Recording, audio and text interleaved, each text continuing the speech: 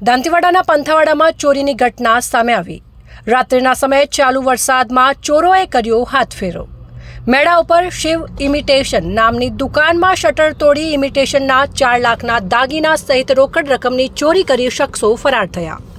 અજાણ્યા શખ્સો સીસીટીવી કેમેરામાં કેદ થયા। પંથાવાડા પોલીસ ઘટના સ્થળે પહોંચી તપાસ હાથ ધરી।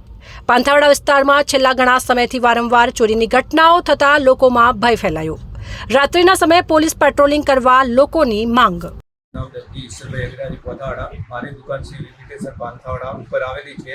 એમાં રાતના 12ના ગાળામાં અમારે અહીંયા ચોરી થઈ છે અને એમાં અંદાજે 4 લાખની ચોરી થઈ ગઈ અને એમાં અમારે પોલીસનું કહેવું એફઆઈઆર હજી આપી છે। પોલીસનું કહેવું એમ થાય કે અમારું કહેવું એમ થાય કે તરત એનું રિઝલ્ટ લાવે। એમાં વાર એવી ચોરી પંથાવાડામાં ઘણી વખત થઈ છે, એનો કોઈ નિકાલ આવતો નથી। મારી અરજી એવી છે કે તાત્કાલિક નિર્ણય લાવે, એમાં પેટ્રોલિંગ કરે તો સારું છે। બીજી વખત એવું બને ના।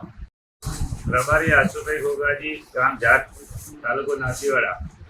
મારી મેઇન બજાર પંથાવાડામાં શિવ ઇમિટેશન કરીને દુકાન આવેલી છે અને એ દુકાનમાં રાત્રે અજાણ્યા શખ્સો બે આવીને ચોરી કરી ગયેલ છે અને ઇમિટેશનના દાગીના છે રાત્રે અંદાજે 12 વાગ્યાના આસપાસ આવેલા છે અને મેં પંથાવાડા પોલીસ સ્ટેશનમાં આ બાબતે જાણ કરેલ છે અને મારી માંગ એવી અને અંદાજે મારી રકમ છે 4,32,000 રૂપિયા દાગીનાના છે અને 11,400 જેવા રોકડા છે।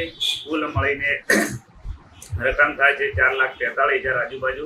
એ બધી રકમ ચોરી ગયેલ છે અને મેં પંથાવાડા આ બધે પોલીસમાં જાણ કરેલ છે અને પંથાવાડા પોલીસ સ્ટેશનને મારી એવી માંગ છે કે આ બાબતે અમને જલ્દી ને જલ્દી ન્યાય આપે એ માંગણી કરેલ છે।